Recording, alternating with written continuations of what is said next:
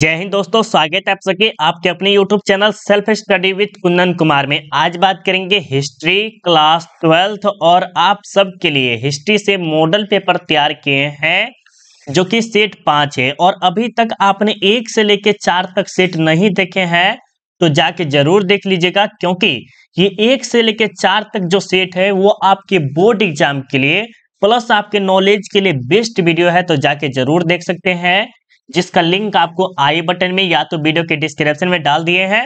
वहां से आप जाके डायरेक्ट देख सकते हैं। अगर आप 1 से लेके 10 तक सेट वीडियो को अच्छी तरह से देख लेते हैं तो आपको बोर्ड एग्जाम में 90 या 95% लाने से कोई भी नहीं रोक सकता है, क्योंकि यहीं से आपके बोर्ड एग्जाम में पूछे जाने वाले हैं। और चैनल को भी सब्सक्राइब कर लीजिएगा और बेल आइकन को भी ऑल जरूर कर लीजिएगा। टेलीग्राम जो है ना, आपको 100% ज्वाइन करना है, क्योंकि यहाँ पर आपको कुछ दिन बाद आपको टेस्ट होने वाले हैं जो कि बोर्ड से बहुत ही ज्यादा रिलेटेड है। तो जरूर ज्वाइन कर लीजिए, जिसका लिंक हम आपको वीडियो के डिस्क्रिप्शन में डाल दिए हैं। वहां से आप डायरेक्ट ज्वाइन कर सकते हैं टेलीग्राम, ठीक है। अगर आपको आर्ट्स का ऑल पीडीएफ नोट्स चाहिए जिसमें सब्जेक्टिव ऑब्जेक्टिव मॉडल पेपर सारा का सारा चीज मिलेगा, जिसे पढ़कर अभी से आप 450 नंबर तक ला सकते हैं, तो आप हमें इस नंबर पे कॉल या मैसेज करके ज्वाइन कर सकते हैं। मात्र थोड़ा सा चार्ज है, उसके बाद आप इस ग्रुप में ज्वाइन कर सकते हैं। अब चलिए हम यहाँ से 1 नंबर से स्टार्ट करते हैं। और हर बार हम आपको समझाते हैं कि जितना अच्छा से आप देखेंगे उतना ही अच्छा आपका रिजल्ट आएगा, क्योंकि यहाँ पर ऑनलाइन पढ़ रहे हैं। ऑनलाइन में क्या होता है, थोड़ा सा माइंड डिस्टर्ब बहुत ही ज्यादा होता रहता है, तो आपको ध्यान पूर्वक देखना है और समझते हुए चले प्रश्नों को। तो चलिए हम यहाँ से 1 नंबर से स्टार्ट करते हैं। और 1 नंबर में क्या लिखा है कि सिंधु सभ्यता को किस श्रेणी के अंतर्गत रखा गया है। तो सिंधु सभ्यता को जो है अर्ध ऐतिहासिक काल के श्रेणी में रखा गया है, जिसे बी राइट आंसर होगा। ऐतिहासिक काल का अर्थ हो गया कि जिसे बोलना हो गया, ठीक है। और इसमें क्या हुआ, इसमें बोलने का साक्ष्य का प्रमाण मिला। और अर्ध ऐतिहासिक काल में क्या हुआ, लिखने का प्रमाण मिला। और इसमें लिखना और बोलना दोनों के बारे में प्रमाण मिला, जिसे पूर्ण ऐतिहासिक काल मानते हैं। तो सिंधु घाटी सभ्यता के बारे में पूछे तो ये क्या है, अर्ध ऐतिहासिक काल है, ठीक है। तो बी आपका राइट आंसर होगा, ठीक है। चलिए 2 नंबर प्रश्न में देखिए क्या करा कि सिंधु घाटी निवासियों को किस धातु का ज्ञान नहीं था। सिंधु घाटी के जो निवासी थे उसको किसी न किसी धातु का ज्ञान नहीं था। उस धातु का नाम था लोहा। क्या नाम था, लोहा। तो आप सबका बिल्कुल ही राइट आंसर क्या होगा, सी होगा। अब 3 नंबर देखिए क्या करा कि कालीबंगा स्थित है। कालीबंगा जो है सिंधु में है या पंजाब में है, राजस्थान में या बंगाल में है। तो आप सबको पता है ना कि जो कालीबंगा मात्र कहां पर है, तो राजस्थान में, जो कि आपका राइट आंसर क्या होगा, सी होगा। अब चलिए आपके सामने 4 नंबर प्रश्न में देखते क्या करा है कि भारतीय उपमहाद्वीप की पहली सभ्यता का विकास हुआ। पता है ना कि सबसे पहले जिस सभ्यता के विकास हुआ था उस सभ्यता का नाम था, क्या था, सिंधु के मैदान में, जो कि आपका राइट आंसर क्या होगा, सी होगा। जिसे सिंधु सभ्यता के नाम से भी जानते हैं, सिंधु घाटी के नाम से भी जानते हैं, जो कि आपका राइट आंसर क्या होगा, सी होगा, ठीक है।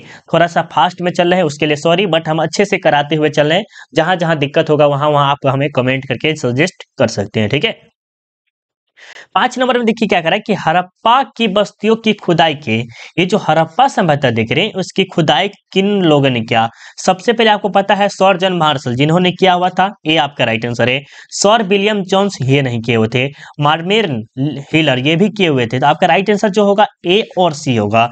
ए और सी जो देख रहे हैं वो आपका बिल्कुल ही राइट आंसर है।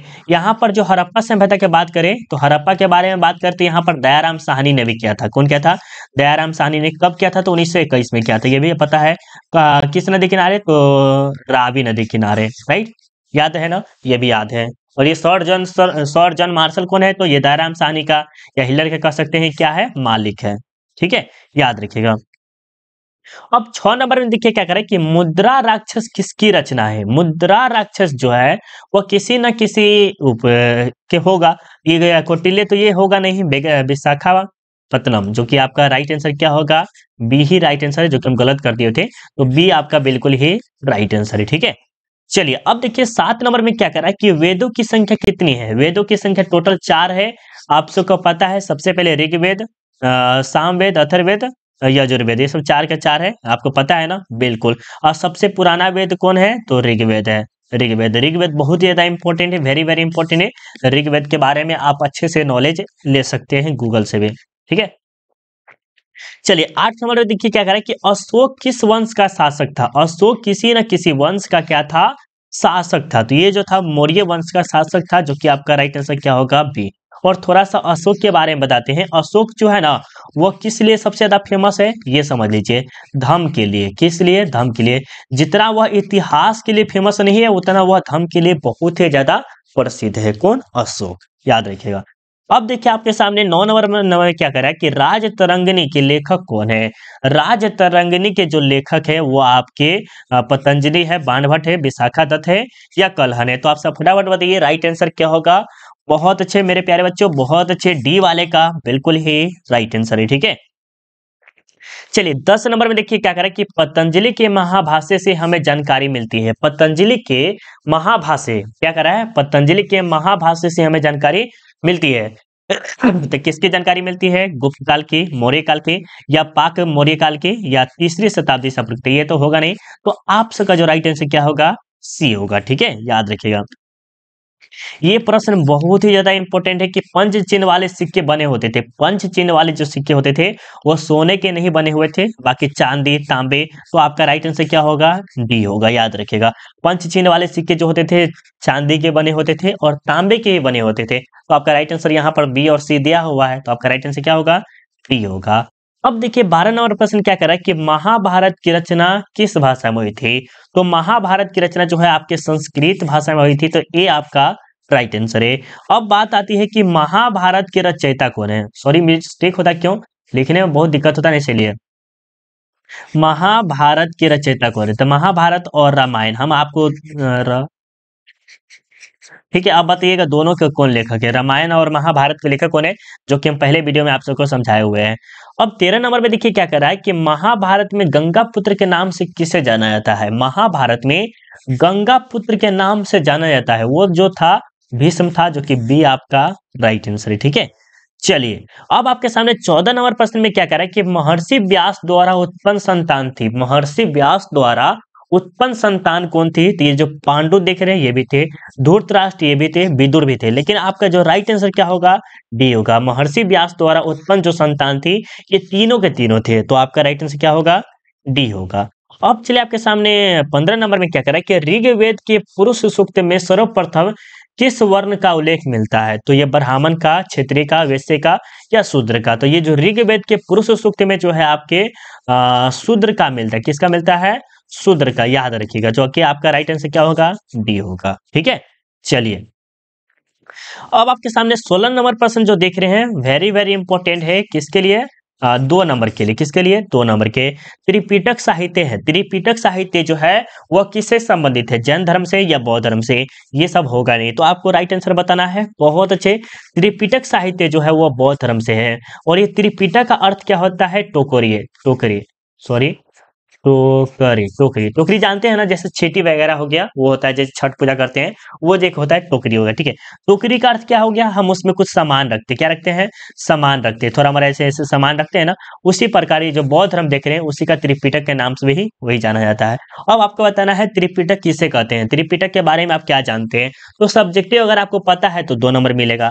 सब्जेक्टिव अगर आपको पता है तो 2 नंबर मिलेगा। अगर आपको सब्जेक्टिव पता नहीं है तो आप क्या कर सकते हैं, वीडियो के डिस्क्रिप्शन में लिंक डाल दिए हैं, सब्जेक्टिव प्लेलिस्ट बना हुआ है, वहां से आप पूरा का पूरा सब्जेक्टिव देख लीजिए और अच्छा से अच्छा नंबर ला सकते हैं। 2 चीज हमेशा काम कर लीजिएगा, जो मॉडल पेपर हम दे रहे हैं जो, और सब्जेक्टिव का, ये दोनों के दोनों प्लेलिस्ट डाला हुआ है। और 1 से लेकर 10 तक सेट देख लीजिए, दोनों के दोनों। बोर्ड एग्जाम में गर्दा उड़ा के आ जाइएगा आप। ठीक है, चलो 17 नंबर में देखिए क्या कह रहा है कि हीनयान और महायान संप्रदाय किस धर्म से संबंधित है? हीनयान और महायान संप्रदाय किस धर्म से संबंधित है? तो जैन धर्म, बौद्ध धर्म, हिंदू धर्म, या सिख धर्म से? तो हीनयान और महायान जो है आपके वो बौद्ध धर्म से संबंधित है, जो कि आपका राइट आंसर क्या होगा? बी होगा। और कभी कभी पूछा जाता है कि श्वेतांबर और दिगंबर, श्वेतांबर और दिगंबर जो है आपके जैन धर्म से संबंधित है। ये भी आपको प्रश्न हम कंफ्यूजन दूर कर दिए। ठीक है, चलिए अब आपके सामने 18 नंबर में क्या कह रहा है कि निम्नलिखित विद्वानों में से कौन सा सर्वप्रथम भारतीय था?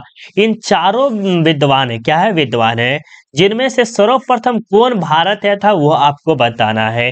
हेनसांग थे, एबन बतौता थे, या मार्को पोलो, या फायान थे? तो 18 नंबर का फटाफट बता दीजिएगा। बहुत अच्छे मेरे प्यारे बच्चों, बहुत अच्छे।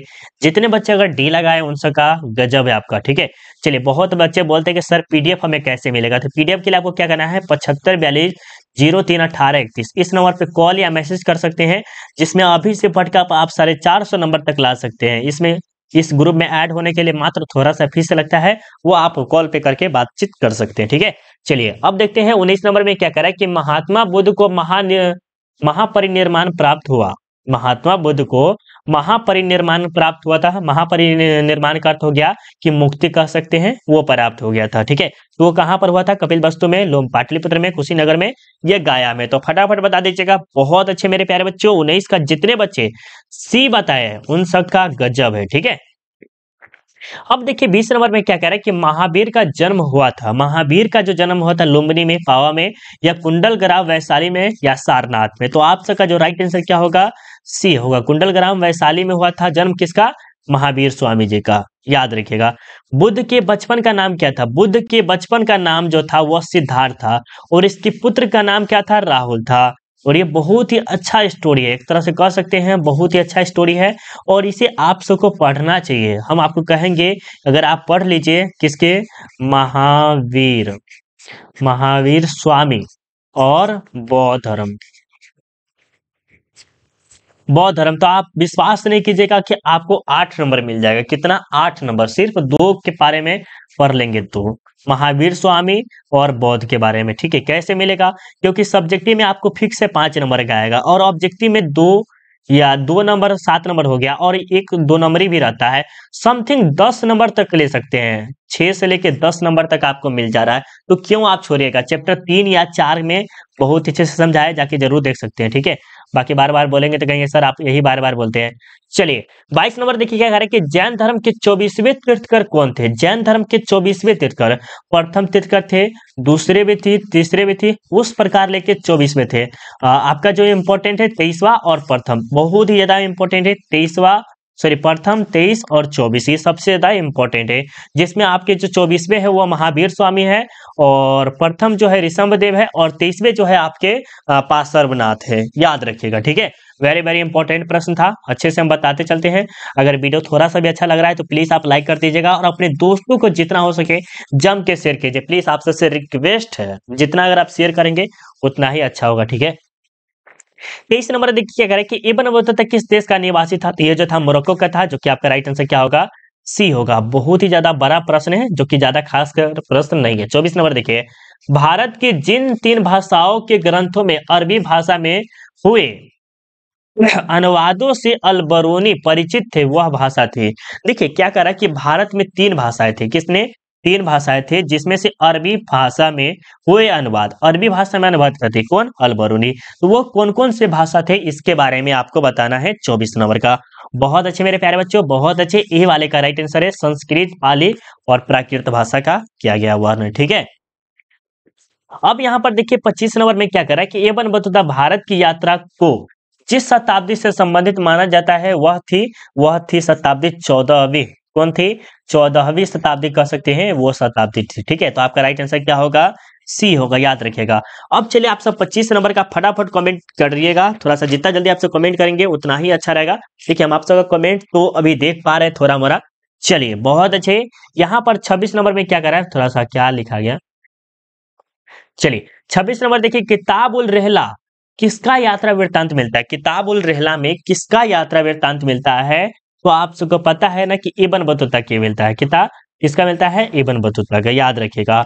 अब देखिए क्या कर रहा है 27 नंबर में कि यात्रियों का राजकुमार किसे कहा जाता है? यात्रियों का राजकुमार, कितना अच्छा शब्द बोला गया। यात्रियों का अर्थ क्या होगा कि जो ट्रेवल करते हैं उसे राजकुमार कहा है। तो वो जो शब्द बोले हैं वो फाहियान को बोला गया है, या हेनसांग को, अलबरूनी का, या इब्न बतूता को। बहुत अच्छे मेरे प्यारे बच्चों, बी वाले का गजब है कमेंट। ठीक है, चलिए 28 नंबर देखिए क्या करें कि उत्तर भारत में भक्ति आंदोलन का आरंभ किस संत ने किया था? तो उत्तर भारत में जो है आपके रामानंद ने किया था। तो सी आपका राइट आंसर होगा। ठीक है, याद रखिएगा। अब 29 नंबर प्रश्न में देखिए क्या कहा कि जगन्नाथ शब्द का अर्थ होता है, शाब्दिक अर्थ होता है, जगन्नाथ का जो शाब्दिक अर्थ होता है वो क्या होता है? संपूर्ण विश्व का स्वामी, विष्णु एवं शिव का अवतार, सभी का हितैषी, या इनमें से कोई नहीं। तो आप सबका जो राइट आंसर क्या होगा? ए होगा। संपूर्ण विश्व का स्वामी, जगन्नाथ का अर्थ जो होता है क्या होता है? संपूर्ण विश्व का स्वामी होता है। ठीक है, याद रखिएगा। 30 नंबर में देखिए क्या कह रहा है कि निजामुद्दीन औलिया किस सूफी सिलसिले से संबंधित है।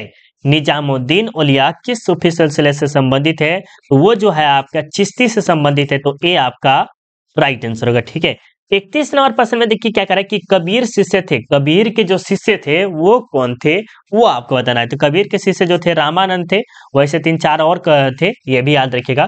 32 नंबर में क्या कह रहा है कि निम्न में से महिला रहस्यवादी संत थी, क्या करे, महिला रहस्यवादी संत जो थी आपकी अंडाल थी, कराईकल, रबिया, मीराबाई। तो आप सब फटाफट कमेंट कीजिए।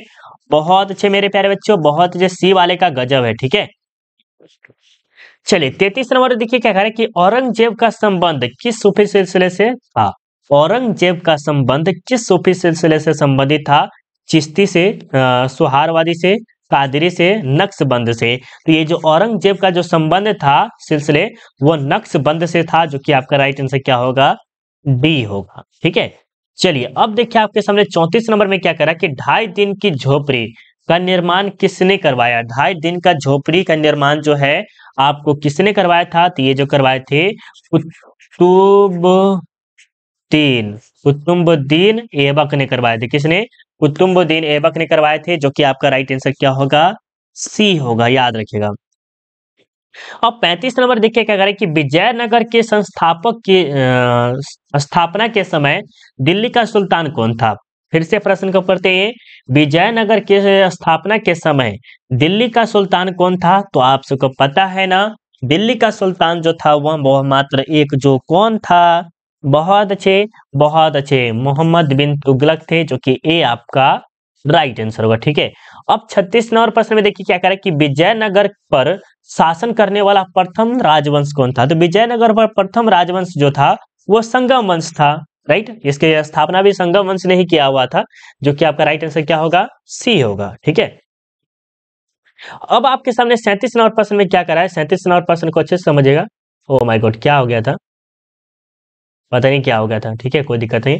अभी यहाँ पर देखिए, मान्यता अनुसार अमर शब्द अविभावित संस्कृत के जिस शब्द से है वह शब्द है, तो वो कौन सा शब्द है, तो वो जो शब्द है आप सबको बिल्कुल ही पता चल गया होगा, समर। बिल्कुल बिल्कुल बी वाले का राइट आंसर होगा।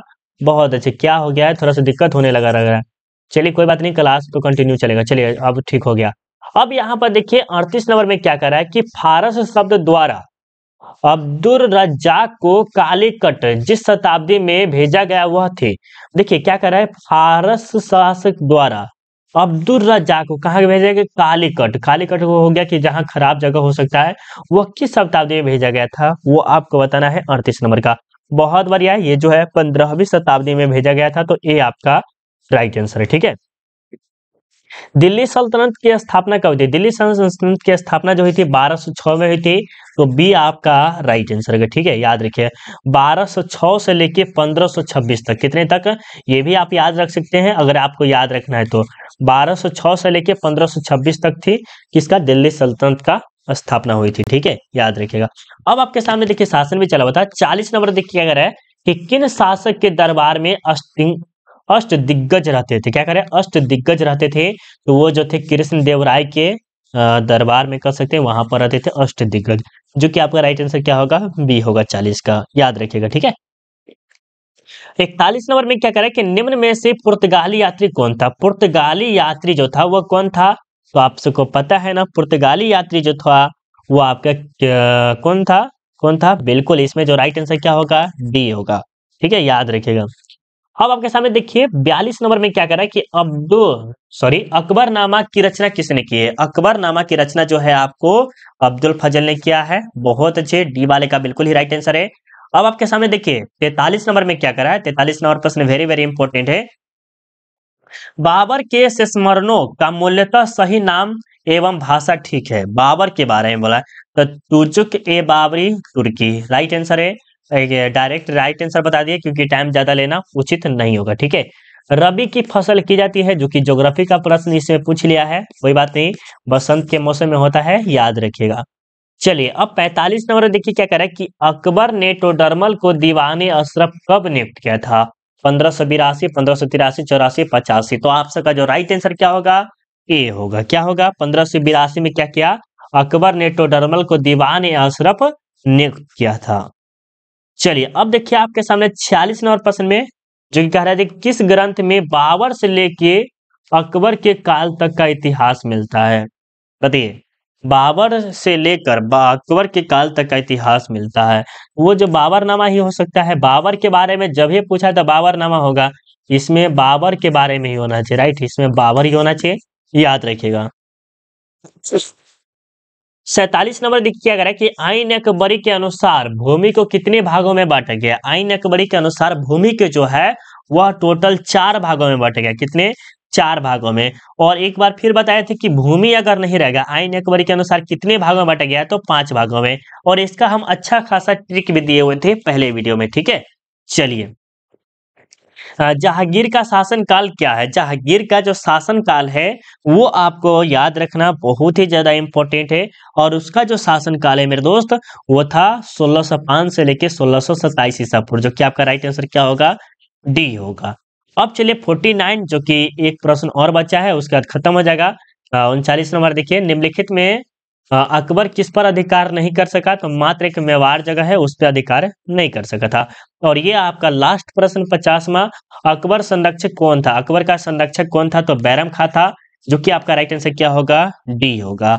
और अभी तक आपने 1 से लेके 4 तक सेट नहीं देखे। बार बार क्यों कह रहे हैं मेरे दोस्त, क्योंकि यही सब प्रश्न आपके बोर्ड एग्जाम में पूछेंगे। और जब आप पढ़े नहीं रहिएगा तब याद आएगा कि सर हम बोले हुए थे कि पढ़ लो पढ़ लो। तो जाके जरूर देखिए, अगर दोबारा देख लीजिए, टाइम अगर आपके पास है, बहुत टाइम रहता है बच्चे के पास, अगर बच्चे अगर टाइम निकाल के पढ़े तो बहुत ही अच्छा खासा नंबर ला सकते हैं, ठीक है। और अभी तक इस वीडियो को लाइक नहीं किया, लाइक कर दीजिए। और एक प्लीज एक बार और आप सबसे मांगते हैं, एक बार जम के शेयर कर दीजिए प्लीज, आप सबसे रिक्वेस्ट है, ठीक है। अब आपको सबको सेट 6 चाहिए या नहीं चाहिए, कमेंट करके जरूर बताइएगा। और ये आप रोक के पढ़ सकते हैं, थोड़ा सा अगर आपको इच्छा है तो पढ़ सकते हैं। और ये जरूर अगर आपके भाई बहन क्लास 10th में है तो RDX सेल्फ स्टडी से जरूर ज्वाइन कीजिएगा। चलिए मिलते हैं अगले वीडियो में, अभी के लिए बाय बाय, जय हिंद जय भारत।